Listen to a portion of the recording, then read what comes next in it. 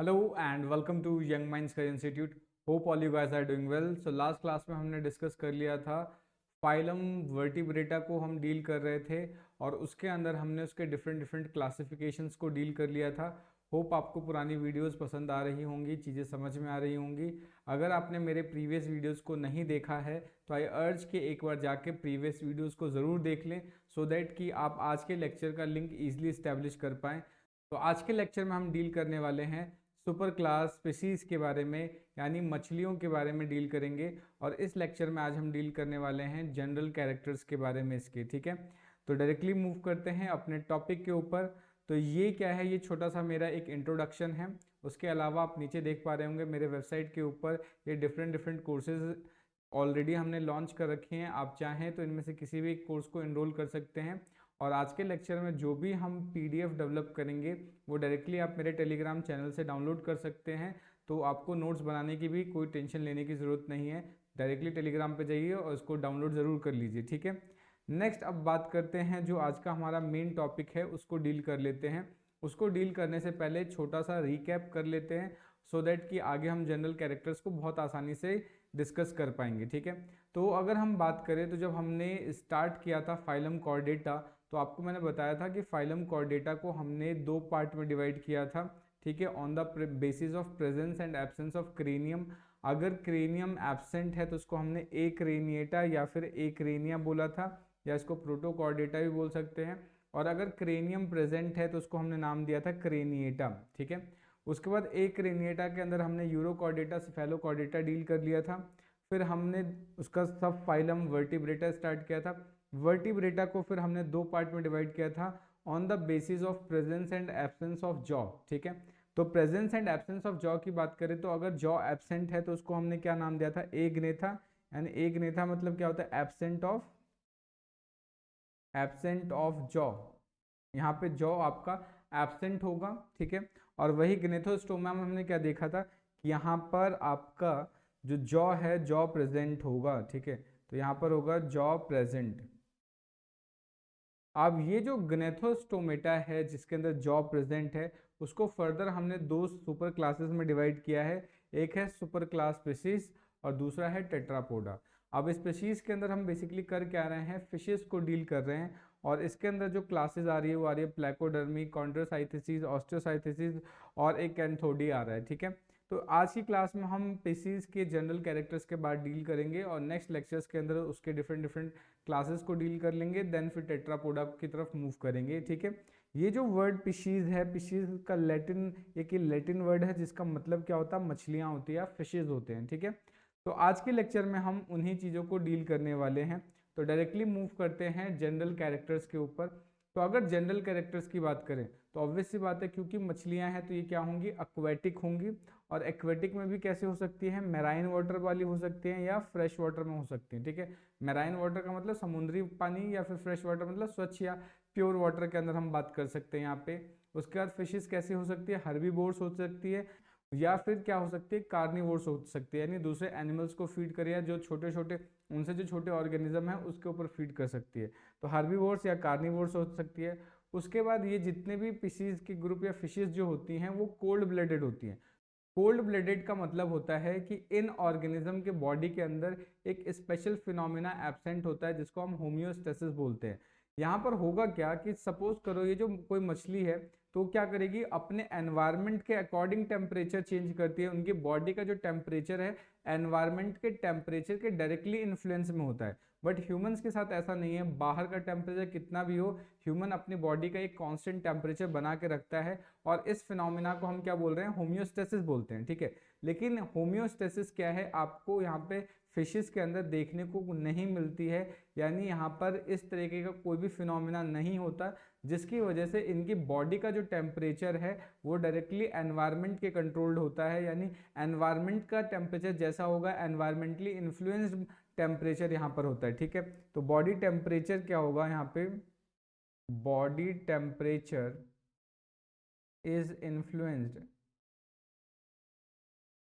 Influenced by atmosphere या environment. ठीक है, उसके अकॉर्डिंग ये क्या करेगा, डिपेंड करेगा. ठीक है, उसके अलावा ये ओवीपेरस हो सकते हैं, यानी एग दे सकते हैं, या ओवोविविपेरस हो सकते हैं। उसके बाद अगर इनकी बॉडी की बात करें तो बॉडी बेसिकली कैसा होता है, स्पिंडल शेप का होता है। जिस तरीके का स्पिंडल होता है उसी तरीके का हो सकता है, या इसको बोट शेप भी बोल सकते हो, ठीक है। बॉडी इनका कैसा होता है, बोट शेप भी होता है, बोट शेप। यहाँ पे ये बोट अमन वाला नहीं है कि हेडफोन लगा लिया सुनना शुरू कर दिया, ठीक है। तो बॉडी कैसा हो सकता है, बोट शेप हो सकता है, स्ट्रीमलाइंड हो सकता है। स्ट्रीमलाइन का सिंपल मतलब क्या है कि जो वाटर करंट के अंदर जब इनको फ्लो करना होता है तो वाटर डायरेक्टली रेजिस्टेंस इनकी बॉडी पे क्रिएट ना करे। तो इनकी बॉडी का देखो बनावट कैसा है कि अगर यहाँ से पानी आता है तो ईजिली यहाँ पे ईजिली इस तरीके से मूव कर पाएगा। तो इस तरीके के फ्लो को, इस तरीके के बॉडी स्ट्रक्चर को हम बोलते हैं स्ट्रीमलाइन, ठीक है। और बॉडी क्या है, 3 पार्ट में डिफ्रेंशिएटेड होता है यहाँ पर। एक होगा हेड, ट्रंक और टेल। यानी यहाँ पर क्या है, बॉडी में सिर्फ 3 ही पार्ट होंगे। यूजुअली क्या है, हमने देखा था वर्टिब्रेट्स की बॉडी को 4 पार्ट में डिवाइड किया था, किसमें, head, neck, trunk and tail, ठीक है। बट यहाँ पे फिशेस के साथ क्या है, यहाँ पर नेक एब्सेंट होता है। बॉडी को सिर्फ 3 ही पार्ट में हम डिवाइड कर सकते हैं, हेड, ट्रंक और टेल। तो ये जो आगे वाला पार्ट आप देख रहे हो, ये वाला जो पार्ट है ये क्या है, हेड है। उसके बाद ये आपका क्या होगा, ये ट्रंक है। ये वाला पार्ट आपका हेड हो गया, ये वाला जो पार्ट है ये आपका ट्रंक हो गया, और ये जो पार्ट है ये ऑब्वियस सी बात है ये क्या हो जाएगा, टेल हो जाएगा, ठीक है। तो माउथ की अगर हम यहाँ पर बात करें तो माउथ यहाँ पर फिशेज में क्या होता है, टर्मिनल पोजीशन पे होता है। कुछ मछलियों में जो माउथ है टर्मिनल पोजीशन पे होता है, कुछ में क्या होता है, सब टर्मिनल में होगा।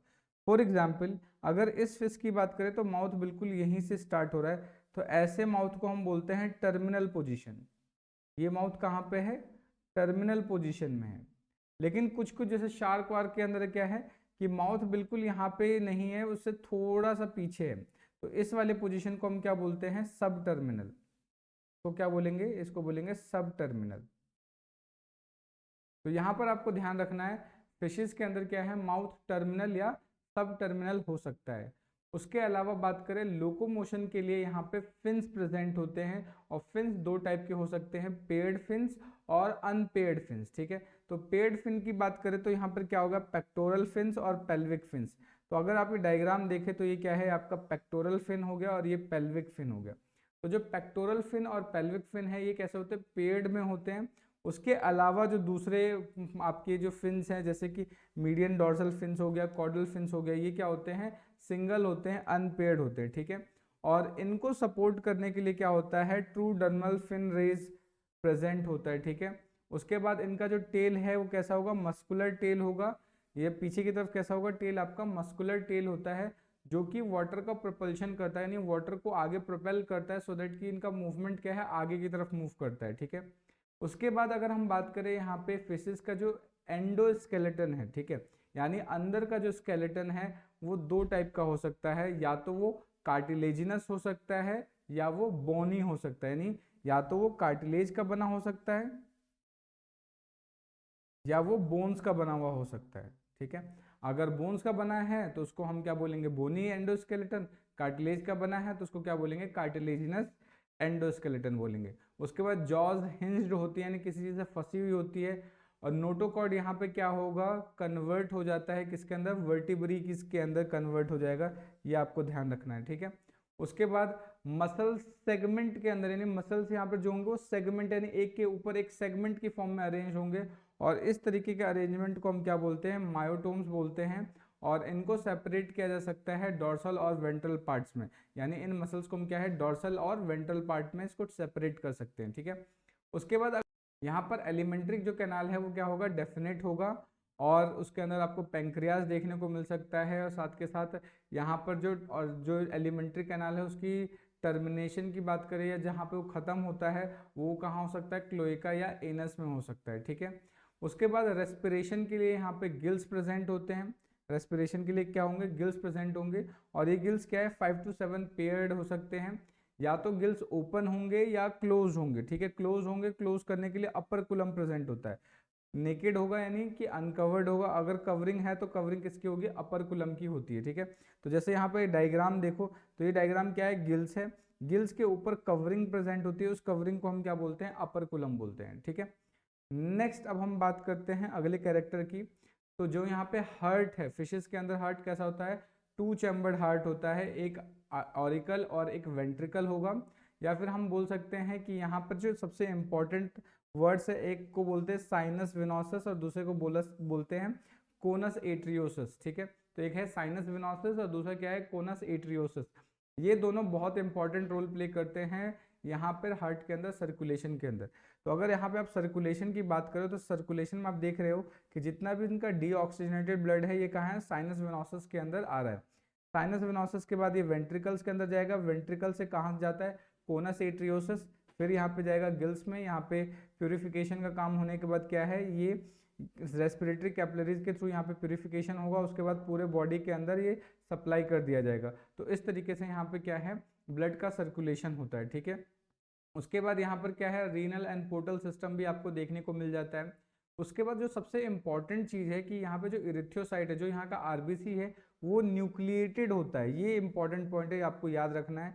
न्यूक्लिएटेड का मतलब क्या है, यूजुअली जो ह्यूमन आरबीसी होता है वो नॉन न्यूक्लिएटेड होता है, उसके अंदर न्यूक्लियस एब्सेंट होता है। लेकिन यहाँ पे अगर हम बात करें फिशेस की, तो यहाँ पे जो इरिथ्रोसाइट है, जो आरबीसी है, वो न्यूक्लिएटेड होता है। न्यूक्लिएटेड यानी न्यूक्लियस प्रेजेंट होगा। ठीक है, उसके बाद ये पाइकिलोथर्मस होता है। पाइकिलोथर्मस को ही हम कोल्ड ब्लडेड भी बोलते हैं। ठीक है, कोल्ड ब्लडेड, जो ऑलरेडी अभी मैंने आपको डिस्कस कर लिया कि यहाँ पर क्या है, बॉडी टेम्परेचर एनवायरनमेंट के टेम्परेचर के अकॉर्डिंग वेरी करता है या उससे इन्फ्लुएंस्ड होता है। ठीक है, किडनी यहाँ पे एक्सक्रीशन के लिए मीजोनेफ्रिक होता है, और यहाँ पे जो एक्सक्रीशन होता है वो यूरियोटेलिक होता है, यानी यूरिया रिलीज करते हैं।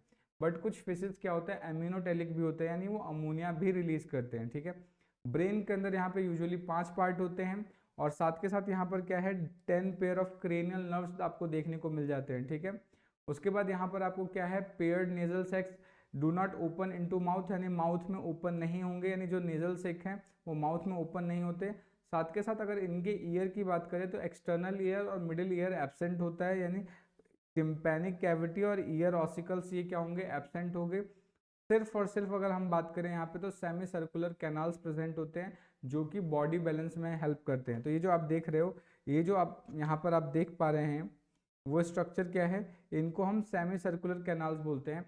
ये सेमी सर्कुलर कैनाल बेसिकली कर क्या रहे हैं, ये आपके बॉडी बैलेंस में हेल्प करते हैं। ठीक है, उसके बाद अगर हम बात करें यहाँ पर कि 3 सेमी सर्कुलर कैनाल्स होते हैं, उसका लेटरल लाइन सिस्टम यहाँ पे देखने को मिलता है। लेटरल लाइन सिस्टम क्या है कि यहाँ पे लेटरल साइड में यहाँ पे बहुत सारे सेंसरी ऑर्गन्स प्रेजेंट होते हैं, जिसकी वजह से बाहर की चीज़ों को सेंस करते हैं। इसी को हम क्या बोलते हैं, लेटरल लाइन बोलते हैं। तो यानी जो जितने भी सेंसरी ऑर्गन्स हैं, सेंसरी ऑर्गन्स प्रेजेंट होते हैं, sensory organs are present here, जितने भी सेंसरी ऑर्गन्स है वो सारे के सारे यहाँ प्रेजेंट होंगे। ठीक है, उसके बाद यहाँ पे सेक्सेस सेपरेट होते हैं, यानी मेल और फीमेल अलग अलग होंगे। ठीक है, गोनट्स टिपिकली पेयर्ड होते हैं, जितने भी गोनट्स हैं वो पेयर्ड होते हैं। उसके बाद जो गोनोडक्ट्स हैं वो कहाँ है, क्लोएका या एनल वाले पार्ट में ओपन होते हैं इंडिपेंडेंटली। ठीक है, नेक्स्ट अब हम बात करते हैं नेक्स्ट कैरेक्टर के बारे में।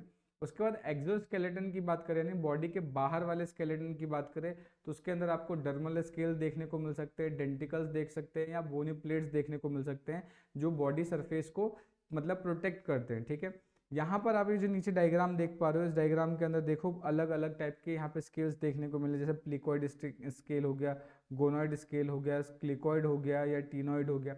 ये क्या है, डिफरेंट डिफरेंट टाइप के स्केल्स है जो फिशेस के बॉडी के ऊपर प्रेजेंट होता है, और फिशेस को क्या करता है, प्रोटेक्शन प्रोवाइड करता है। साथ के साथ क्या है, इसके जस्ट नीचे बहुत सारे म्यूकस ग्लैंड्स प्रेजेंट होते हैं, जो कि फिशेस को बहुत स्लाइमी रखता है, जिससे कि आप फिश को पकड़ते हो तो डायरेक्टली वो आपके हाथ से फिसल के बाहर निकल जाता है। ठीक है, उसके बाद यहाँ पे जो फर्टिलाइजेशन है वो कैसा होगा, इंटरनल होगा। इंटरनल फर्टिलाइजेशन का मतलब क्या है कि यहाँ पे जो बॉडी है वो मतलब जो फर्टिलाइजेशन होगा बॉडी के अंदर भी हो सकता है। अगर बॉडी के अंदर हो रहा है तो उसको बोलेंगे इंटरनल, अगर बॉडी के बाहर हो रहा है तो उसको बोलेंगे एक्सटर्नल। तो फर्टिलाइजेशन इंटरनल और एक्सटर्नल दोनों ही हो सकता है। फीमेल ओवी पैरस हो सकता है या ओवो वीवी पैरस हो सकता है। ठीक है, यहाँ पे जो एग होते हैं वो लार्ज होते हैं और बहुत ज़्यादा अमाउंट में होता है उसके अंदर यॉक्स का। ठीक है, उसके बाद यहाँ पर एक्स्ट्रा एम्ब्रियोनिक मेम्ब्रेन एब्सेंट होते हैं, जिसकी वजह से इसको एन एमनियोटा भी हम बोलते हैं। ठीक है, डेवलपमेंट यूजुअली डायरेक्ट होता है। यूजुअली डायरेक्ट का मतलब क्या है कि नो लार्वल स्टेजेस, कोई भी लार्वल स्टेज आपको देखने को नहीं मिलता, लेकिन कहीं कहीं थोड़ा सा मेटामॉर्फोसिस आप यहाँ पे देखने को मिल जाता है। ठीक है, उसके बाद यहाँ पे जो फिन है, फिन अगर हम बात करें तो फिन होमो सर्कल या हेट्रो सर्कस भी हो सकता है, ठीक है। होमो सर्कल का मतलब क्या है कि बिल्कुल यहाँ पे देखो एक प्रॉपर स्ट्रक्चर देखने को मिल रहा है, ठीक है, यानी जैसा अपर वाला पार्ट है वैसा लोअर वाला पार्ट है, तो इसको बोलेंगे होमो सर्कल। और अगर सपोज करो कुछ अलग ढंग का होता है, इस तरीके का होता है फिन, ठीक है, तो इसको हम बोलते हैं हेट्रो सर्कल, ठीक है। तो ये चीज़ें आपको यहाँ पर ध्यान रखनी है। तो आज का जो लेक्चर है इतना छोटा सा ही था। होप वीडियो आपको अच्छी लगी होगी। अगर फिर भी कोई डाउट या कमेंट या कोई सजेशन है तो आप कमेंट करके मुझे बता सकते हैं। मिलते हैं नेक्स्ट वीडियो में, तब तक के लिए जय हिंद दोस्तों।